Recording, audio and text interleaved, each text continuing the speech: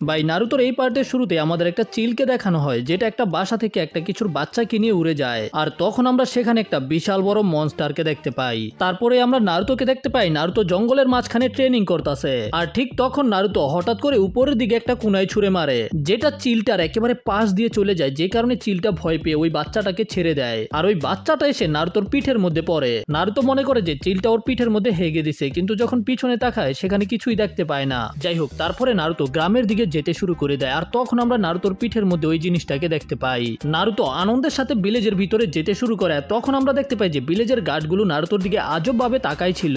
আর শুধু ভিলেজের গার্ড না, বাকি যারা যারা ছিল তারাও নারুতোর দিকে খুব আজব ভাবে তাকাই থাকে। এমনকি আকামারও নারুতোকে দেখে খেক কইতে শুরু করে, কিবা বলে যে নারুতো তুই কি গোসল করস না নাকি, তোর থেকে এমন গন্ধ একে। আর ঠিক তখনই সেখানে সাকুরা আসে। সাকুরা দেখতে পায় যে নারুতোর প্যান্টের মধ্যে একটু ছিঁড়া গেছে। সাকুরা নারুতোকে বলে আচ্ছা ঠিক আছে, তুমি পরে এটা আমার কাছে নিয়ে আইসো, আমি এটাকে শিলি করে দিই মনে। এটা শুনে তো নারুতো খুশি হয়ে সাকুরার হাত ধরে ফেলে, আসলেই নাকি তুমি এটা কইরা দিবা? আমি বিশ্বাস করতে পারতাছি না সাকুরা, তুমি আমার সাথে এত ভালো আচরণ করতাছো। আর তখনই নারুতোর হাতের নিচে থেকে একটা ছোট হাত বের হয়ে আসে যেটা সাকুরার বুবুর মধ্যে হাত দিয়ে দেয়। এতে সাকুরা একেবারে রেগে মেগে ফায়ার হয়ে যায়। নারুতো আজকে তোরে খাইছি। ভাই সাকুরা রোনালদোর মতো লাভ দিয়ে নারুতোকে একটা কিক করে আর সোজা গোল। নারুতো বলে যে থামো, আমি বুঝতে পারতাছি না আমি আবার কি করলাম। সাকুরা তো রেগে মেগে আবার নারুতোর সামনে চলে আসে নারুতোকে একেবারে খেয়ে ফেলবো, কিন্তু তখনই সাকুরা দেখতে পায় যে নারুতোর পিছন থেকে দুইটা ছোট ছোট হাত বের হয়ে আইছে। সাকুরা জিজ্ঞাসা করে এইগুলা কি রে নারুতো? আর যখন নারুতো পিছনে তাকায় এটা আবার কি, আমরা দেখতে পাই যে একটা বানরের মতো প্রাণী যেটা অনবু অনবু বলতাছিল। নারুতো বলে যে ওই ঈগল কি খাইছিল যে এটা বের হয়ে আইলো। নারুতো এটাকে ছুটানোর চেষ্টা করে, ছুটাইতে পারে না, কিবা সেটাকে ধরে টানতে শুরু করে, তারপরেও ছুটাইতে পারে না। ভাই এটা আমার সাথে কি হইতাছে? তারপরে ওরা সমাধান নেওয়ার জন্য হোকাগে অফিসের মধ্যে আসে, যেখানে আমরা দেখতে পাই যে টামটাম এবং আকামারুর গ্রান নিতাছে। সুনাডে ওদেরকে বলে যে তোমরা কি কখনো লেজেন্ড অফ ওনবা সম্পর্কে শুনছো? কিন্তু ওরা এই সম্পর্কে কিছুই জানে না। সুনাডে শিজুনেকে জিজ্ঞাসা করে তুমি তো এই সম্পর্কে জানো তাই না? তবে শিজুনেও তো এটা সম্পর্কে কিছুই জানে না। তখন সুনাডে বলে যে অনেক বছর আগে যখন আমি ছোট ছিলাম তখন আমাদেরকে একটা গল্প শোনানো হয়েছিল এমন একটা মনস্টার সম্পর্কে যেগুলোকে দেখতে ভাল্লুকের মতো, কিন্তু এদের নাম হইতাছে ওনবা। তারা আমাদের ভিলেজের আশেপাশের জঙ্গলের মধ্যেই থাকে। আর একদিন জিরায়া ডিসাইড করে যে জঙ্গলের মধ্যে গিয়া ওনবা সম্পর্কে রিসার্চ করব। কি জিরায়া সেন্সে আসলে এটা করছে? তখন আমাদের ফ্ল্যাশব্যাকও দেখানো হয় যেখানে ছিল হইতাছে সুনাডে, ওরোচিমারু আর জিরায়া। এখানে আমরা দেখতে পাই যে ছোট থাকতে জিরায়া এবং সুনাডে পুরো ফাটাফাটি ঝগড়া করত আর ওরোচিমারু একেবারে শান্ত ভদ্র বাচ্চা ছিল।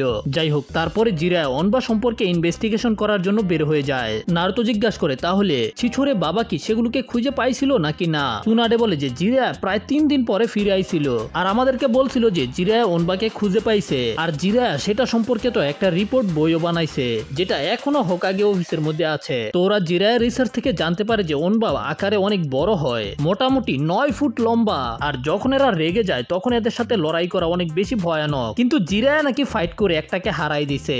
নারুতো তো এটাকে বিশ্বাস করতেই চায় না। তারপরে লেখা ছিল ওনবার বাচ্চাগুলো পিঠের মধ্যে থাকে আর তাদেরকে এইভাবেই পালন করা হয়, যেটা শুনে তো নারুতো একেবারে ভয় পেয়ে যায়। সুনাডে বলে যে আমি তো মনে করছিলাম জিরায়া মিথ্যা কথা কইতাছিল, কিন্তু এখন মনে হইতাছে যে জিরায়া আসলে সত্যি কথা কইছে।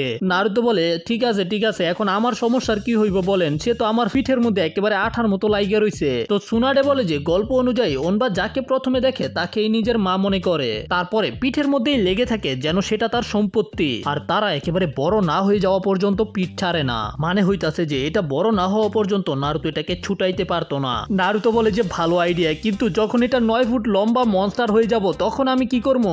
যেটা শোনার পরে তো সেখানে থাকা সবাই একেবারে ভয় পেয়ে যায় আর নারুতো থেকে সরাসরি দূরে চলে যায়। নারুতো বলে যে ধন্যবাদ আপনাদেরকে আমাকে এইভাবে সাপোর্ট করার জন্য। সুনাডে বলে নারুতো শান্ত হয়, এটা তো শুধু একটা গল্প। এখন নারুতো পইরা গেছে গা বড় প্যাচের মধ্যে, নারুতো এখন কি করব বুঝতেই পারতাছে না। আর যখন নারুতো হাঁটে সবাই নারুতোর দিকে আজব ভাবে তাকিয়ে থাকে, এমনকি হিনাটাও নারুতোকে লুকিয়ে লুকিয়ে দেখছিল। তারপরে হিনাটা লুকিয়ে লুকিয়ে নারুতোকে ফলো করতেও শুরু করে। তবে নারুতো তো হিনাটাকে দেখে ফেলছে। নারুতো জিজ্ঞাসা করে যে হিনাটা তুমি কি কিছু বলতে চাও? হিনাটা বলে ও আমি একটা কথা শুনছি, তোমার কাছে নাকি একটা বাচ্চা আছে। আর তখন নারুতো হিনাটাকে ওনবাকে দেখায়, আর যখন সেটা হিনাটাকে দেখে অনবো অনবো বলে, হিনাটা তো সাথে সাথে ভয় পেয়ে অজ্ঞান হয়ে যায়। হিনাটা তুমি কি ঠিক আছো? কি হয়েছে? নারুতো কোনোভাবে হিনাটাকে জাগিয়ে তোলে। হিনাটা জেগে ওঠার পরে প্রথমে নারুতোকে দেখতে পায়, তারপরে আবার অনবুকে দেখতে পায়। অনবু আবারও হিনাটা ভয় পেয়ে অজ্ঞান হয়ে যায়। তারপরে আমাদের রাতের সিন দেখানো হয় নারুতোর খাওয়া দাওয়ার টাইম, আর খাওয়া দাওয়া করার সময় ওই ওনবা নারুতোর পিঠের মধ্যে মুতে দেয়। যাই হোক, তারপরে নারুতো ওই ওনবার সাথে গোসল করে ওনবার সাথে রাতে রামেন খাইতে যায়, যেখানে নারুতো অনবোকে ফিশ কেক খাওয়ায়, যেটা অনবোর অনেক বেশি পছন্দ হয়। তারপরে রাতের বেলা ওই অনবো নারুতোর সাথেই ঘুমায়। আর তার পরের দিন দেখতে পাই যে ওই অনবো তো অনেক বেশি বড় হয়ে গেছে। সুনাডে বলে যে এটা এত তাড়াতাড়ি বড় হয়ে যাইতেছে, এতে অনেক বড় বিপদ হইতে পারে। যাই হোক, তারপরে সুনাডে নারুতোকে মিশন দেয়, নারুতোকে যেভাবেই হোক অনবাকে জঙ্গলের মাঝখানে রেখে আসতে হইব। তবে নারুতো তো আর এখন অনবাকে ফিরিয়ে দিতে চায় না জঙ্গলের মধ্যে, কিন্তু তারপরেও সুনাডের বারবার বলাতে নারুতোর জঙ্গলের মধ্যে যেতে হয়। নারুতোর এই অনবার সাথে একেবারে বন্ধুত্ব হয়ে যায়। নারুতো তো ওকে আদর করে খাবার খাওয়ায়, আর এটা বড় হতে হতে নারুতো থেকেও বেশি বড় হয়ে যায়। কিন্তু নারুতো এখনো অনবাকে জঙ্গলের মধ্যে ছাড়তে চায় না। আর নারুতো যেতে যেতে জঙ্গলের মাঝখানে ডাকাতদের আস্তানার মধ্যে চলে আসে, আর এখানে নারুতো অনবোকে নিয়ে ডাকাতদের সাথে ফাইট করতে শুরু করে দেয়। আর ভাই কয়েক সেকেন্ডের মধ্যেই নারুতো সবগুলো ডাকাতকে কাইট করে ফেলে। কিন্তু তখনই হঠাৎ করে একটা ডাকাত পিছন থেকে নারুতোর উপরে আক্রমণ করতে আসে, তবে অনবো নিজের হাত দিয়ে তার অস্ত্রকে ধরে ফেলে। যাই হোক, ওরা দুজন মিলে ওই ডাকাতদেরকে হারিয়ে দেয়। আর তারপরে নারুতো আবারও গ্রামের দিকে যেতে শুরু করে। নারুতো মনে করতেছে যে নারুতো এই অনবোকে নিজের কাছেই রাখা দিব, যেমন কিবা আকামারুকে রাখে। কিন্তু হঠাৎ করে তখন নারুতো সেখানে কিছু ফিল করতে পারে, এই জন্য নারুতো লুকিয়ে পড়ে। তবে ভাই নারুতো যে গাছের মধ্যে লুকাইছে ওই গাছকেই কেউ ভেঙে ফেলে। আর তখন আমাদের আসল অনবোকে দেখানো হয়, যেটা হইতাছে নারুতোর পিঠের মধ্যে থাকা অনবোর মা। সেটা নারুতোর উপরে আক্রমণ করতে শুরু করে। আর নারুতো নিজের পিঠের মধ্যে থাকা অনবাকে বলে যে তোর মাকে থামা, কিছু তো বল। আর তারপরে ওই অনবাই নারুতোর বদলে নিজের পায়ে দাঁড়িয়ে যায় আর নারুতোকে দিয়ে ফাইট করতে শুরু করে। নারুতো বলে যে তুই কি পাগল হয়ে গেছস, কি করতাছস, ওই অনবা তো আমাকে খেয়ে ফেলবো। ভাই ভাই এটা তোর মা, কোনোভাবে শান্ত কর। তবে অনবা নারুতোকে ওই দিকে ঘুরায় দেয়, আর সুযোগ পেয়ে বড় অনবা নারুতোকে একটা খুশি মারে, যে কারণে অনবো নারুতো থেকে আলাদা হয়ে যায়। আর তারপরে বড় অনবো আর নারুতোর কাছে থাকা অনবো কথা বলে, অনবো অনবা। কিন্তু ভাই হঠাৎ করে ওই ছোট অনবোই রেগে মেগে একেবারে ফায়ার হয়ে যায়। আর নারুতো যখন উঠে আসে দেখতে পায় যে নারুতোর সামনে অনবো দাঁড়িয়ে রয়েছে। আর দুই অনবোকে নারুতোর দিকে রেগে তাকিয়ে থাকতে দেখে নারুতো তো সেখান থেকে পালাতে শুরু করে দেয়। আর এই ছোট অনবোই নারুতোকে একটা ঘুষি মেরে একেবারে পাহাড়ের মধ্যে মেরে দেয়। আর তারপরে এরা দুজনই নারুতোর সামনাসামনি চলে আসে। ছোট অনবো নারুতোর দিকে যেতে শুরু করে। নারুতো বলে যে থাম, এটা আমি, আমার কি চিনতে পারতাছস না, আমরা না বন্ধু ছিলাম, প্লিজ থাম। কিন্তু সেটা তো রেগে মেগে নারুতোর দিকে আইতাছিল। ভাই আমি না তোরে ফিশ কেক খাওয়াইছি কত আদর কইরা কইরা। আর তারপরে নারুতো সেখানে আজব আজব অভিনয় করতে শুরু করে, যেন অনবা নারুতোকে চিনে ফেলে। আর নারুতোর পিঠের মধ্যে থাকা উজুমাকির সিম্বলকে দেখে অনবার মাথা ঘুরতে শুরু করে দেয়। আর ধীরে ধীরে অনবার নারুতোর সাথে কাটানো সময়গুলো মনে পড়তে শুরু করে। তখন ওই বড় অনবা নারুতোর উপরে আক্রমণ করতে আসে, আর নারুতো বলে যে মনে হইতাছে আমি শেষ। কিন্তু ছোট অনবা বড় অনবাকে থামিয়ে দেয়, মানে নারুতোকে বাঁচাইছে আর কি।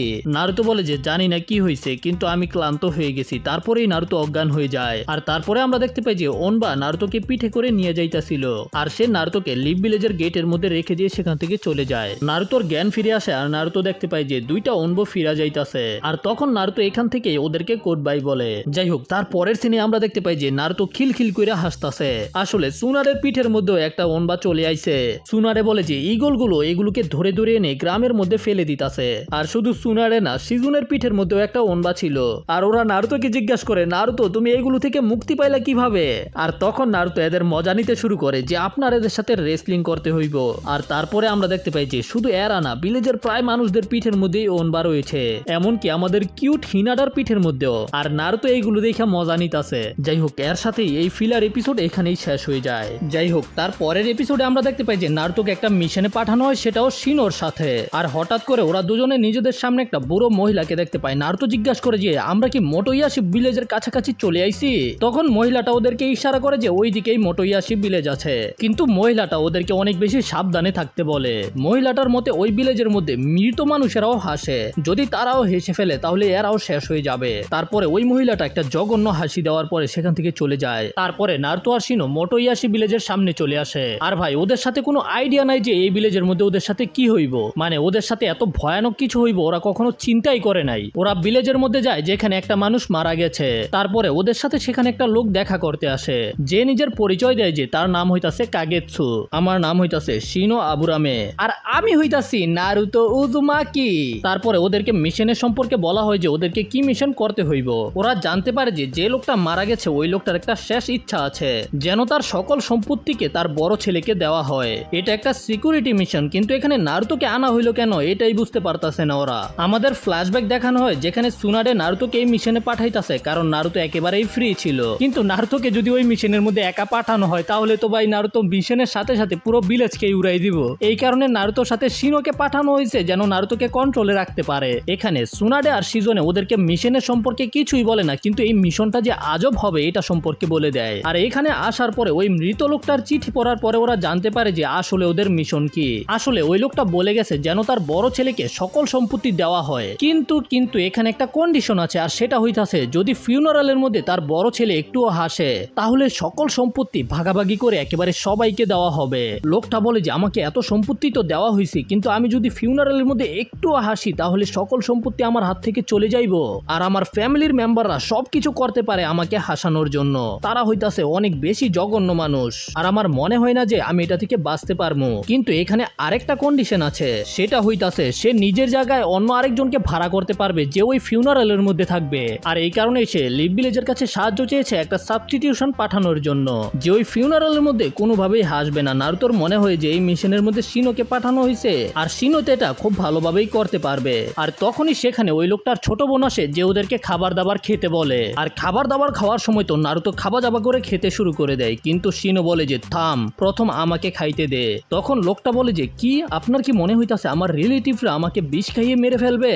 আর শিনোর মতে সবকিছুর মধ্যে সাবধানতা অনেক বেশি ভালো, আর শিনোর একটা স্পেশালিটি হইতাছে যে কোনো বিষই শিনোর উপরে কাজ করে না। তো তারপরে শিনো ওই খাবারগুলোকে খায়, আর খাবার শেষ হওয়ার পরেই শিনো একটু হাসি দেয়। প্রথমে নারুতো বলে যে তাহলে আমিও খাইতে পারি, কিন্তু তখনই নারুতো অবাক হয়ে যায়, কি শিনো কি হাসি দিল নাকি এই মাত্র?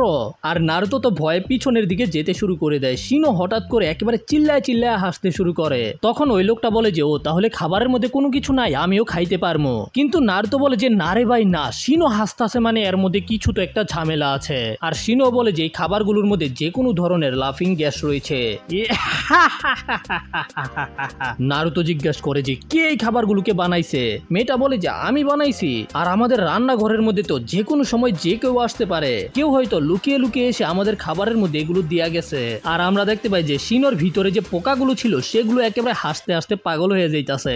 লোকটা জিজ্ঞাসা করে যে তাহলে আমরা কালকের ফিউনারালের মধ্যে কি করবো? কিন্তু শিনো তো একেবারে হাসতে হাসতে অবস্থা খারাপ ভাইয়ের। আর শিনো নারুতোকে বলে দেয় যে নারুতোর এখন এই কাজটা করতে হবে। নারুতো তোর এই কাজটা করতে হইব। আর নারুতো বলে যে না এটা হতে পারে না।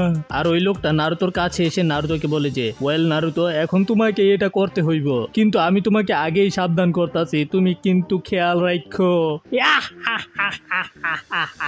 যাই হোক, তারপরে আমাদের পরের দিনের সিন দেখানো হয় যেখানে সকল রিলেটিভরা আসতে শুরু করে দিয়েছে। আর এটা হইতাছে এই লোকটার বোন, আর সে নারুতোকে তাদের সাথে পরিচয় করায় যে নারুতো আমার জায়গায় ফিউনারালের মধ্যে থাকবে। ও আপনাদের সাথে দেখা হয়ে খুশি হইলো, আমার নাম হইতাছে নারুতো উজুমাকি। আর লোকটা নারুতোকে বলে যে এদের কাছ থেকে সাবধান থাকো, এরাই হইতাছে সবচেয়ে বেশি লোভী। আর মহিলাটাও বলে যে একটা বাচ্চাকে এখানে রাখতাছে, এই কাজটা তো আমাদের জন্য সহজ হয়ে যাইবো। আর আমরা দেখতে পাই যে শিনো তো এখনো হাসতাছে। তো তারপরে ফিউনারালের কার্যক্রম শুরু করা হয়, যেখানে আমরা দেখতে পাই যে নারুতো শান্তি মতো বৈশা রয়েছে, কিন্তু নারুতো অনেক বেশি চিন্তিত। আর তখনই সেখানে প্রিস্ট আসে, যাকে দেখার পরে তো নারুতো একেবারে শকড হয়ে যায়, কারণ এই প্রিস্টকে দেখতেই ভাই অনেক বেশি ফানি ছিল। নারুতো তো অনেক কষ্ট করে নিজের হাসি থামায় রাখতাছে। আর নারুতো ওই লোকটার দিকে ইশারা করে ভাই এরকম ফানি লোক কেন পূজা করব? তবে ওই লোকটা বলে যে আমি জানি না সে কোথায় থেকে আইছে, আমি তো তার জীবনও দেখি নাই। আর তখনই হঠাৎ করে মাংটা নারুতোর দিকে অনেক আজব ভাবে তাকায়। আর ভাই সাব নারুতোর অবস্থা তো একেবারে খারাপ হয়ে যায়, কারণ হইতাছে ওই মাংকের মাথা থেকে একটা চুল খুলে যায়। আর সবাই তো নারুতোর দিকেই তাকায় আসিল, একটুনি হাসে। মাংক বলে যে চলো আমরা শুরু করি, আর তখনই মাংকের মাথা থেকে আরেকটা চুল খুলে যায়। ভাই রে ভাই, নারুতোর অবস্থা তো একেবারে খারাপ। নারুতো এইবার হেসেই ফেলে, কিন্তু বাইরে শব্দ হয় এই কারণে কেউ দেখতে পায় না। নারুতো নিজের মুখ পিছনের দিকে দিয়ে রাখে। মহিলাটা জিজ্ঞাসা করে ইয়াং ম্যান, আমি কি এইমাত্র তোমার হাসির শব্দ শুনলাম? নারুতো বলে যে না না, একটা ফিউনারালের মধ্যে কে হাসবো? তবে ওই মৃত লোকটার একেবারে যে ছোট বোন ছিল সে শুনে ফেলেছে নারুতোকে হাসতে, কিন্তু সে সরাসরি নিষেধ করে দেয়, না না আমি তো দেখি নাই। মহিলাটা চিন্তা করে কোনো চিন্তা করার দরকার নাই, এইমাত্র তো শুরু হইলো, আমাদের কাছে এখনো অনেক টাইম আছে।